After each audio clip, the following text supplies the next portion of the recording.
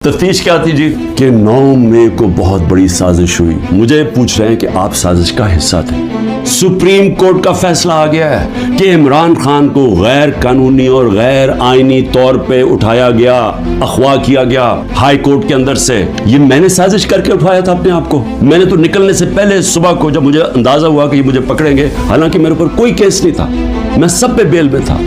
जब मुझे पता चला तो मैंने पहले कहा कि वारंट दिखाओ और मुझे पकड़ लो। अगर किसी के पास वारंट है, सीधा मेरे पास वारंट लेके आए, मेरे वकील होंगे, लीगल होंगे, मैं खुद ही जाके जेल में तैयार हूं जाने के लिए। कोई इस तरह का ड्रामा ना करे।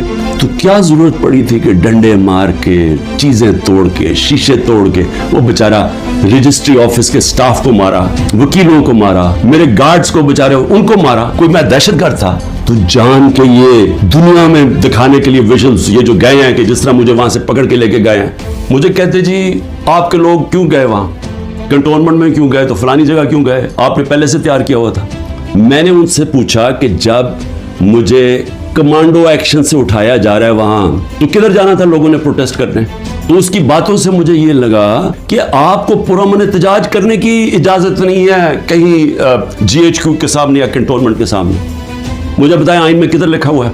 आइन में लिखा हुआ है कि आपका हक है, हर पाकिस्तानी का हक है कि जब नाइंसाफी हो, नाइंसाफी के खिलाफ आप प्रोटेस्ट कर सकते हैं पुरअमन तौर पे। और नाइंसाफी हुई थी।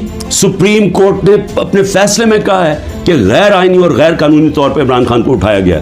ये तहरीक इंसाफ के जो लोग थे वो भेड़ बकरे चुप करके बैठ जाते।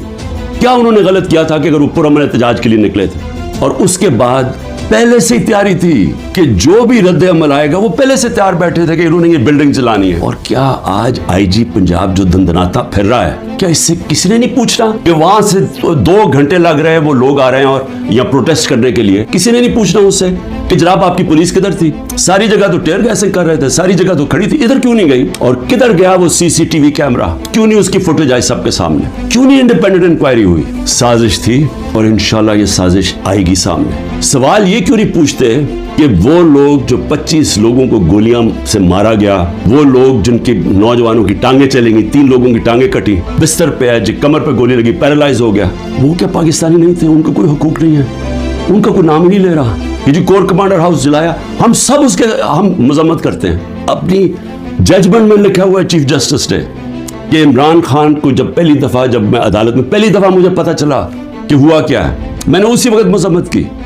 और मैंने कहा 27 साल में मैंने हमेशा अपनी पार्टी को कहा है कि आपने कानून के बीच में रहना।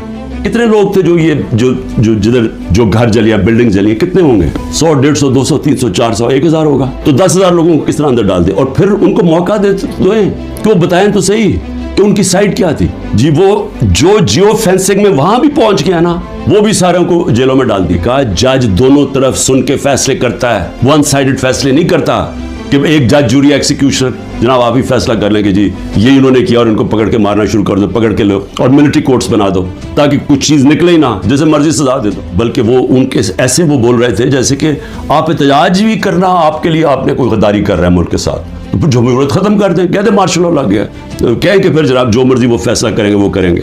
लेकिन जमहूरियत के अंदर हमारा हक है कि नाइंसाफी जब हमारे से होती है और सुप्रीम कोर्ट ने कंफर्म किया तो उसके बाद हमारा राइट होता है पुरअमन एहतजाज।